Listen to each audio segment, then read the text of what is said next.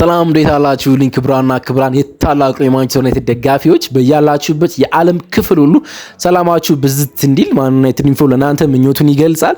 ስላገኛችሁ በጣም ደስ ብሎኛል። ከጥቂት ቀናት መጠፋፋትና ረፍት በኋላ ተገናኝተናል። ከዚህ በኋላ በእያንዳንዱ ቀኑ ረፍት እየወሰድን እንገናኛለን። ከሰሞኑ ማንቸስተር ዩናይትድ ጨዋታዎችን አለማድረጉን ተከትሎ በጣም በርካታ ሚዲያዎች የእኛን ሀገር ጨምሮ እንዲሁም የውጮቹም በጣም ትልልቆች ስለ ማንቸስተር የዝውውር ዜናዎችን እየሰሩ ይገኛሉ። ትረስሚ ልታምኑ የሚችሉት አንድ ነገር ማንቸስተር ዩናይትድ በይፋ ወደ ዝውውር ገቢ አልገባም ወይም ደግሞ የሆነን ተጫዋች ሲንግል አውት አድርጎ ስለ ዝውውር ድርድር አላረግም እና ማንቸስተር ዩናይትድ ከሆነ ተጫዋች ጋር ስሙ ተያይዟል ሲባል እንደ ሊንክ ልትቆጥሩ ትችላላችሁ እንጂ ዲል የለም። ግን የማንቸስተር ዩናይትድ እቅዶች እነማን ናቸው የሚሉትን ጉዳዮች ዛሬ እንዳስሳለን። እቅዶቹ ከምን አንጻር መጡ፣ እነማን ቢለቁ ነው እነዚህ ተጫዋች ሊመጡ የሚችሉትን ጉዳዮች እንመለከታለን። ማንቸስተር ዩናይትድ ጋር ሊለያዩ የሚችሉ ተጫዋቾች የቦታን ሽፍት የሚያደርጉ ተጫዋቾች እነማንስ መጠው እነማን ቦታ ሊሸጋሸጉ ይችላሉ የሚሉትን ጉዳዮች እንመለከታለን። ከግብ ጠባቂ እስከ ሴንትራል ፎርዋርድ እስከ አጥቂ ቦታ ላይ እንዳስሳለን። ማንጠራው ስም ማናነሰው ተጫዋች የለም። በርካታ ትራንስፈር ፕላኖችን እንመለከታለን ማለት ነው። ተከላካይ፣ አማካኝ፣ 10 ቁጥር፣ ግራና ቀኝ የመስመር ተጫዋች የማንቸስተር ዩናይትድ እቅዶችን እንመለከታለን ማለት ነው። ግን በየትኛው ሚዲያ፣ በየትኛው ዌብሳይት፣ በየትኛው የሀገር ውስጥ ሚዲያ ማንቸስተር ዩናይትድ ለእንትና ይሄን ያህል ሚሊዮን አቀረበ እንትናም ተስማምቷል የሚል ዜናዎች የምትሰሙ ከሆነ ውሸት ናቸው። እመኑን። ስለ ዝውውር ከዚህ ፔጅ በላይ ታማኝ ገጽ የምታገኙ አይመስለኝም። ጻፉልን። የኔን ፍላጎቶችን በቪዲዮ ውስጥ ሰማላችሁ። በየትኛውም ቦታ ላይ ማን ተመራጭ እንደሆነ እናንተንም የናንተ ተመራጭ የሆኑ ተጫዋች ጻፉልኝ። በድጋሚ ስላገኟቸው በጣም ደስ ብሎኛል። ሰብስክራይብ በተኑ እናንተን ይጠብቃል። ላይክ ማድረጉም እናንተን ይጠብቃል። ከመሸጋገሪያ ሙዚቃ በኋላ ግሎሪ ማን ዩናይትድን አድምጠን ተመልሼ እመጣለሁ።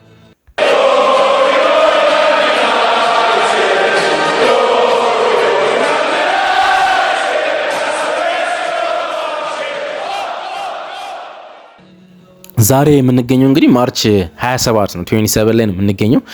የዝውውር መስኮት ለመከፈት ገና ሙሉ 3 ወራቶችን ይቀሩታል።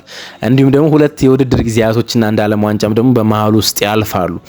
ስለ ዝውውር የምናወራበት ጊዜ ገና እንደሆነ ይሰማኛል። ግን አንዳንድ ክለቦች ቀድሞ የቤት ስራቸውን ሲጨርሱ ለብዙ ጊዜ ተመልክተናል እና ፕላን ሲያደርጉ ማለት ነው። ደግሞ ማንቸስተር ዩናይትድ እስከ ኤፕሪል 30 አይጫወትም እንደምናውቀው ማለት ነው። እንግዲህ እስከ የሚቀጥለው ወር አጋማሽ ድረስ ጨዋታዎችን ያከናውኑ በኤፍኤ ካፕ እና በዓለም ዋንጫ ወይም በኢንተርናሽናል ብሬክ ምክንያት ማለት ነው። ስለዚህ አብዛኞቹ ሚዲያዎች ስለ ዝውውር በተለይ ማንቸስተር ዩናይትድን በተመለከተ ስለ ዝውውር ሲያወሩ እየሰማችሁ እንደሆነ ተስፋ አደርጋለሁ።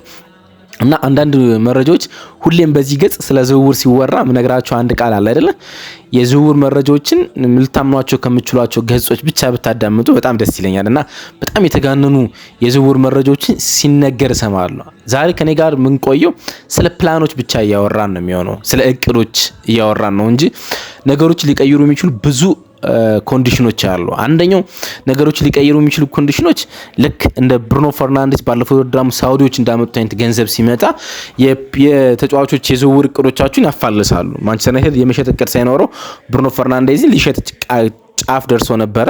ብሩኖ ፈርናንዴዝ ሽጠው ቢሆን ኖሮ ሌላ ፕላን ይኖር ነበረ ማለት ነው። ሌላው የአሰልጣኝ ቅጥር ነው። እንግዲህ ማይክል ካሪክ ይቆይ ወይም ደግሞ ማንቸስተር ዩናይትድ ሌላ አሰልጣኝ ይቅጠር የሚሉት ጉዳዮች ጋር ገና ውሳኔ አልደረሰም። ስለዚህ የዝውውር እቅዶቻችሁ በአሰልጣኙ ላይ ዲፔንድ የመሆን ድል ሊኖራቸው ይችላል ማለት ነው። ወደ ኋላም እሱን ጉዳይ እናነሳዋለን። ሮበርቶ ዲዘርቢ ለማንቸስተር ዩናይትድ አሰልጣኝነት የቀረበው እጩ ይመስል ነበር። አሁን ደግሞ ወደ ቶተንሃም ስፈር ይበልጥ እየቀረበ ያለ ይመስላልና አሁን ሆነ ማንቸስተር ዩናይትድ ይሄን ዝውውር እያናገረ ነው።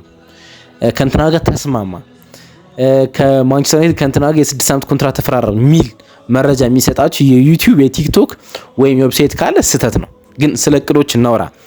በመጀመሪያ ስለሚለቁ ተጫዋቾች ነው እያነሳ የምንቆየው ማለት ነው። ምን ጀምረው ደግሞ ከግብ ጠባቂ ነው። ማንቸስተር ዩናይትድ የቋሚ በረኛ ቅጥር ለመፈጸም ወደ ገቢ ይወጣል ተብሎ አይጠበቅም። ሰላሜንሰን ላይ የክለቡ ኃላፊዎችም የበላይ ሰዎችም እንደ ማይክል ካሪክም ደስተኞች ናቸው። ስለዚህ ማንቸስተር ዩናይትድ በግብ ጠባቂ ፖዚሽን ላይ ያን ያህል ራስ ምታት የለበትም። ግን ውሰት ላይ ያለ አንድ ግብ ጠባቂ ያለ አንድሪያ ኦናና ትራንስበርንስፖር ነው የሚገኝ። ትራንስበርንስፖር ውስጥ እንዴት እየተጫወተ እንደሆነ ምንም መረጃዎችን አልተመለከትኩም። ጨዋታ ማይችልት አላቅም በትራንስበርንስፖር ማለት ነውና እንግዲህ ወደ ሌላ ጊዜ በደንብ እዛ ያሳልፍ ያለውን ሲዝን ለመመልከት ሞክራለሁ። ግን ወደ ማንቸስተር ዩናይትድ ይመለሳል ተብሎ በፍጹም አይጠበቅም። ስለዚህ ማንቸስተር ዩናይትድ ሊሸጣቸው ከሚችሉ ግብ ጠባቂዎች አንዱ ነው። ግን የሱ ብቻ አይደለም። ሌላው ቱርካዊ ግብ ጠባቂ አልታይ ባይንደር በዚህ ውድድር ዓመት ማንቸስተር ዩናይትድ ከሚሰለፍባቸው የውድድር ቁጥሮች እጥረት አንጻር ብዙ ጨዋታዎችን እያገኘ እንዳልሆነ ይታወቃል። መጀመሪያ ሰላመንሰን ከመምጣቱ በፊት እሱ ነበረ የማንቸስተር ዩናይትድ ግብ ጠባቂ ሆኖ የጀመረው በተለይ ደግሞ ሰላመንሰን እስኪለምድ ድረስ። ከዛ በኋላ ግን ሰላመንሰን ነው የማንቸስተር ዩናይትድ ዋና ግብ ጠባቂ ማለት ነውና እንዴት እንደሚሆን አናቅም። አልታይ ባይንደር ማለት ነው በሚፈልገው ደረጃ የጨዋታ ቁጥር እያገኘ አይደለም። የቱርክ ብሔራዊ ቡድንን የቋሚ ቦታም ሙሉ በሙሉ እንዳጣ ይታወቃል።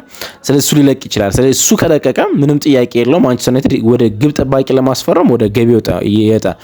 ለተጫዋቾቹ ልምድ ለስኳዱን በሚል ቶሚተን ከቡድኑ ጋር እንዳለ ይታወቃል። የአንድ ዓመት ኮንትራቱን ያደሰ ቶሚተን እንደሚታወቁ እሱን ኮንትራቱ ያልቃል። ስለዚህ ማንቸስተር ዩናይትድ ሁለት ግብ ጠባቂዎችን ያስፈርማል። አንደኛው ከአንደር 21 ሊመጣ ይችላል፣ ግን ተጨማሪ አንድ የሰላመንሰን ተፎካካሪ ግብ ጠባቂ ወደ ገቢው ይሄዳል ማለት። ስለዚህ ምንም ጥያቄ የለው ማንቸስተር ዩናይትድ የአንድ ግብ ጠባቂ ፊርማ ያስፈርማል ወይም ደግሞ ፊርማ ያከናውናል ማለት ነው። ወደ ተከላካዮች እንምጣ። በፍጹም ማንቸስተር ዩናይትድ ከማያረጋቸው ነገሮች ካረጋቸው ልገረምባቸው የሚችላቸው ጉዳዮች ሴንተር ባክ ነው። ማንቸስተር ዩናይትድ የሴንተር ባክ ፊርማ አያረግም። እንግዲህ በሮበን አሞሪም ስል ማንቸስተር ዩናይትድ በጨዋታ 3 ሴንተር ባኮችን ወይም 3 የመሃል ተከላካዮችን ይጠቀም ነበር። አሁን ግን ወደ ባክ ፎር ተመልሰናል። ስለዚህ በየጨዋታው 2 ሴንተር ባክ ነው የምንጠቀም ማለት ነው። ከጉዳት ነፃ የሚሆኑ ከሆነ 3 ሴንተር ባኮች በተጠባባቂ ቦታ ላይ ይኖራሉ ማለት። ስለዚህ ወጣቶች ናቸው፣ ባለ ልምድም ያላቸው አሉ። ስለዚህ ተከላካይ ለማስፈረም ወደ ገቢ ይወጣል ተብሎ በፍጹም አይጠበቅም ማለት ነው። ሃሪ ማጉዌር አሁን ክሎዝ ነው።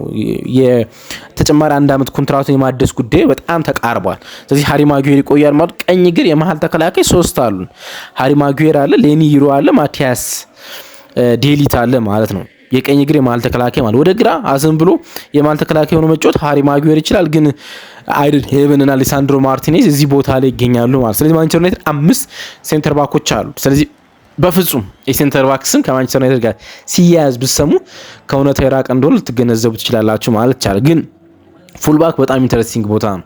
ማንቸስተር ዩናይትድ በጣም ትልቅ ዝውውር ያደርግበታል ተብሎ የሚጠበቀው ቦታ አማካይ ነው፣ ግን የፉልባክ ቦታ በጣም ኢንተረስቲንግ ነው። እንግዲህ ማንቸስተር ዩናይትድ በቂ ፉልባኮች አሉት፣ ግን አቬሬጅ ናቸው። ትልቁ ጥያቄ እሱ ጋር ነው የሚነሳው። አቬሬጅ ናቸው ወይም ደግሞ በተጫዋችነት ፕሮፋይላቸው ጋር እያደጉ አይደለም።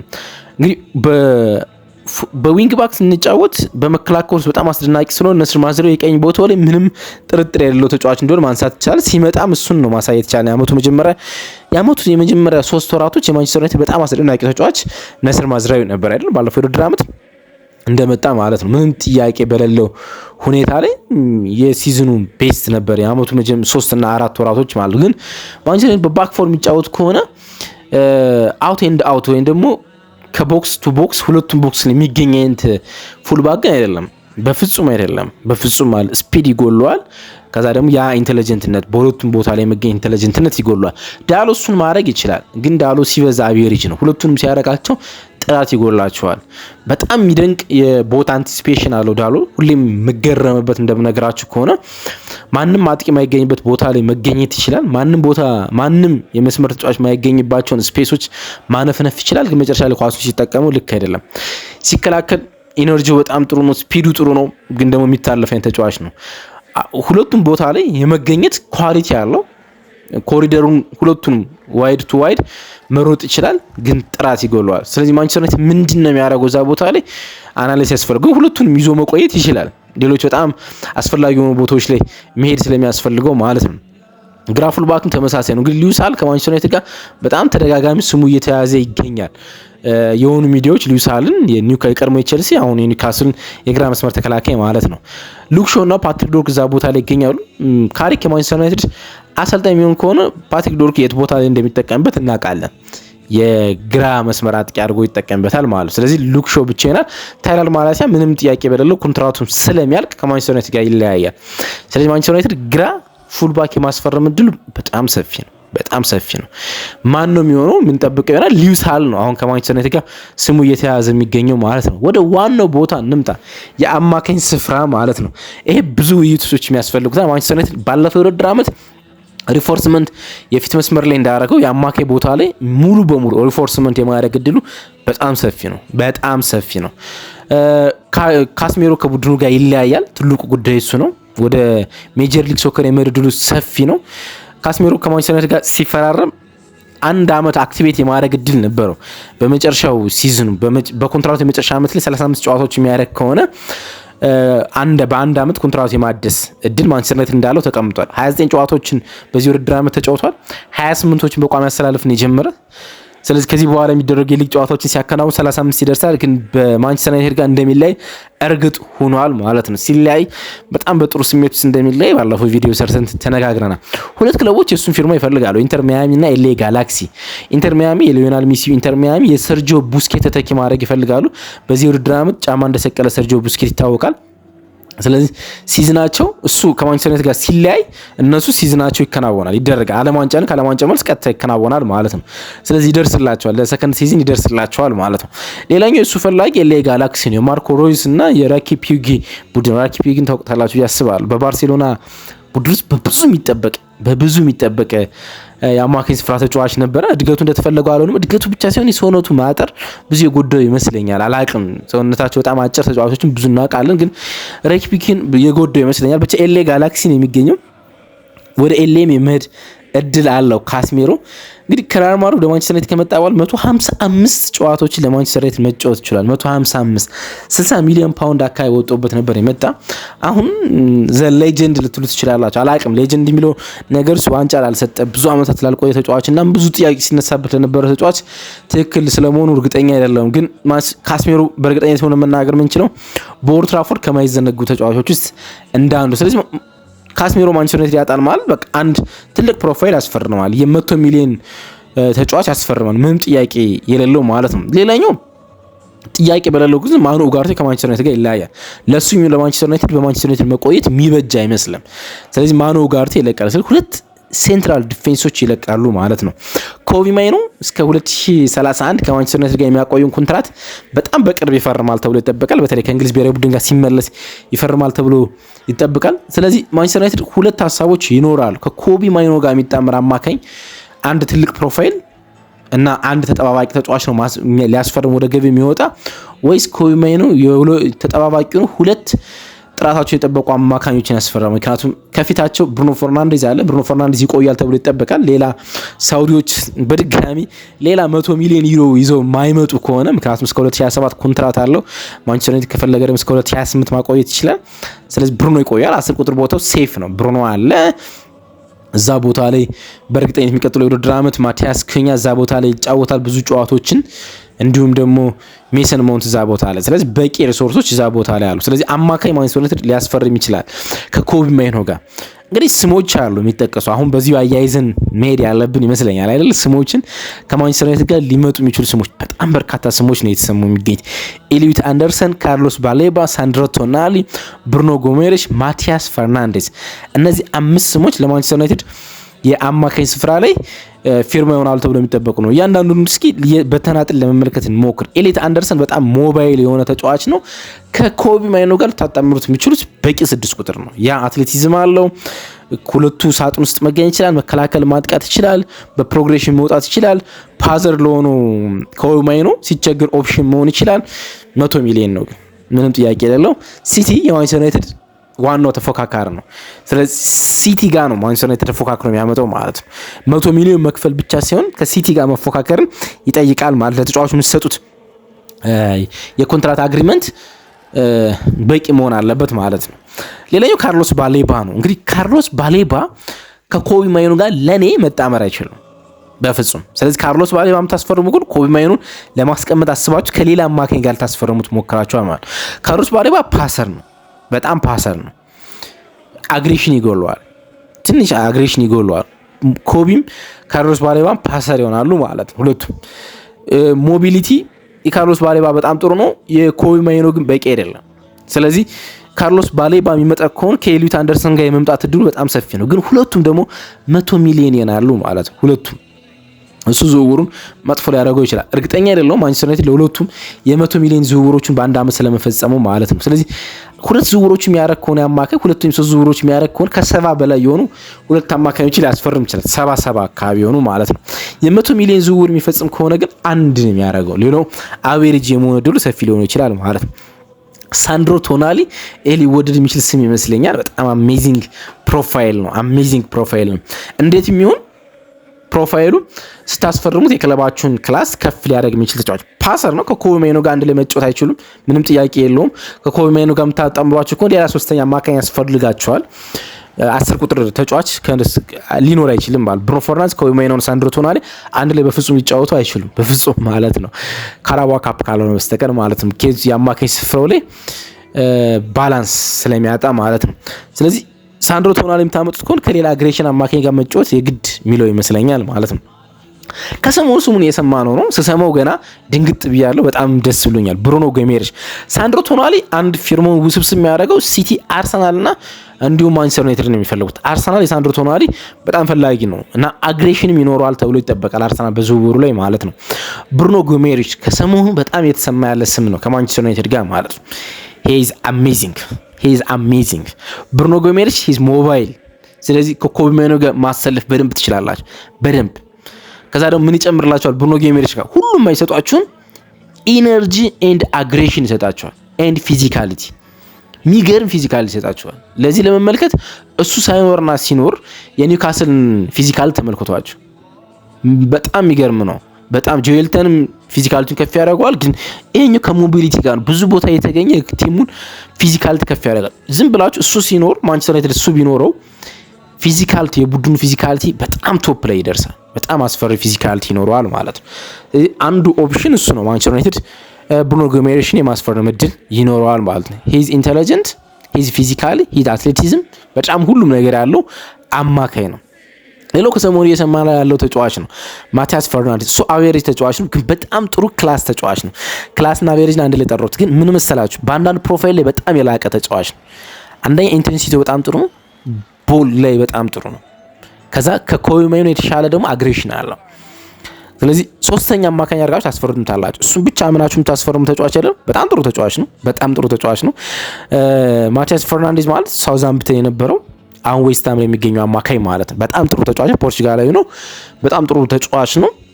ማንቸስተር ዩናይትድ ሁለት አማካኝ ማስፈረም ግዴታው ከሆነ ኮቢ ማይኖን ጨምሮ እሱ ሊጨምረው ይችላል። ሶስት አማካኝ ማስፈረም ይችላል። ሶስቱም አንድ ክላስ ሁለት አቬሬጅ ካለ ማቲያስ ፈርናንዴዝ ይጨምራል። ግን በሚዲያዎች ውስጥ ከእንትና ጋር በጣም ቀርቧል ማንቸስተር ዩናይትድ የሚሉ ዜናዎች እንዳታምኑ። ከየትኛውም አማካኝ ጋር አዳም ዋርተን ጨምሮ ከጠቀስኳቸው አማካኞች ጋር ማንቸስተር ዩናይትድ ስሙ ተያይዟል እንጂ ምንም ፕሮግሬሲቭ የሆነ ንግግር የለም። ትረስ ሚ እመኑኝ፣ ምንም ፕሮግሬሲቭ ንግግር የለም ማለት። ስለዚህ ስለ አማካኝ ጨረስን ማለት ነው። አማካኝ ላይ ማንቸስተር ዩናይትድ ትልቅ ሪፎርስመንት ያደርጋል። በእነዚህ ተጫዋቾች ላይ ሪፎርስመንቱን ያደርጋል ማለት ነው። ሌላ ማንቸስተር ዩናይትድ የግራ እግር ማለት የቀኝ እግር የግራ አይ ቲንክ ይሄን ማስተካከል አለብኝ። ሶሪ፣ ቀኝ እግር የግራ መስመር ተጫዋች ይፈልጋል። ሌፍት ዊንገር ራይት ፉት ማለት ነው። ማቲያስ ኩኛ ነው እዛ ቦታ ላይ እየተጫወተ የሚገኘው። ግን ማቲያስ ኩኛ አንደኛ የማይክል ካሪክ ተጫዋች አይደለም፣ ወይም ተፈላጊ ተጫዋች ምንም ጥያቄ። ፓትሪክ ሎርክ ለምን እንደሚፈልገው እናውቃለን። የተጫዋች ፕሮፋይል አይደለም፣ የተጫዋች ፕሮፋይል ነው። ዛሬ ምን ነክቶኛል? የተጫዋች ፕሮፋይል ነው ችግሩ። ክላስነት አይደለም። በጣም ጥሩ ተጫዋች ነው ማቲያስ ኩኛ። ግን ማቲያስ ኩኛ ለ10 ቁጥር ይቀርባል። ስለዚህ ኮሪደራችሁ ሁሉ ጊዜ ማቲያስ ኩኛን ስታሰልፉ ኦቨርላፕ የሚያደርግ አንድ የመስመር ተጫዋች የሚኖራችሁ ከሆነ ከጀርባ ያለው ግራ መስመር ተከላካይ በጣም ይቸገራል። ስለዚህ ምንድነው ማቲያስ ኩኛን ማንቸስተር ዩናይትድ ሲጠቀም ምንድነው የሚያደርገው? ሉክሾን እንዳያጠቃ ይገድበዋል። ስለዚህ ማጥቃታችሁ ከፍ አይልም አያድግም ማለት ነው። ስለዚህ በጣም ማጥቃታችሁ በፉልባክ እና ለምሳሌ ሉዊሳል ማንቸስተር ዩናይትድ የሚያስፈርም ከሆነ ሉዊሳል በጣም ያጠቃ ተጫዋች ነው። ስለዚህ ከማቲያስ ኩኛ ጋር ከሆነ በጣም ከባድ ይሆናል ማለት። ስለዚህ ምን ይሆናል ማለት መከላከል የሚችል ደንበኛ የመስመር ተጫዋች ያስፈልጋል ማለት። ለምሳሌ ብራዚል ማቲያስ ኩኛ አጥቂ የሚጠቀሙት፣ ማንቸስተር ዩናይትድም አጥቂ ወይም 10 ቁጥር ሊጠቀሙ ይገባል ብዬ አስባለሁ።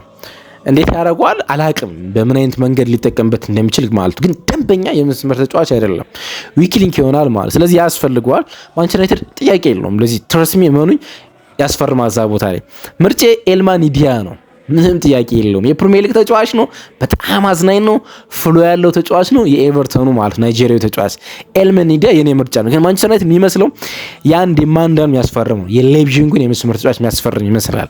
ያን ዲማንዳን ይመስለኛል። ያን ዲማንዳ ጋር በርከት ያሉ እስካይን ጨምሮ በርከት ያሉ ምንጮች ማንቸስተር ዩናይትድ እና ያን ዲማንድ ጥቂት መነጋገሮች እንዳላቸው ይሰማል ማለት። የኔ ምርጫ እንዳልኳችሁ ኤልማኒ ዲያ ነው።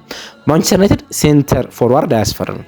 ትረስሚ ማንቸስተር ዩናይትድ ሴንተር ፎርዋርድ አያስፈርም። ማንቸስተር ዩናይትድ ግራግር የቀኝ መስመር ተጫዋች አያስፈርም። እዚህ ቦታ ላይ እርግጠኛ መሆን እንችላለን ማለት ነው። ስለዚህ የማንቸስተር ዩናይትድ ፕላኖች እነዚህ የመሆንላችሁ ሰፊ ነው። ዛሬ በዚህ ተመለስነ።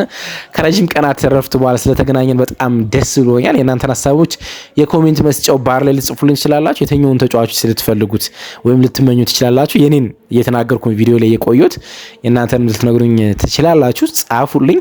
አንዳንድ ቀን እያረፍነ እስከ ኤፕሪል 30 እንገናኛለን ማለት ነው። አንዳንድ ቀን በመሃል ጋፕ እየወሰድን እንገናኛለን ማለት ነው። ባይ ወዳችኋለሁ።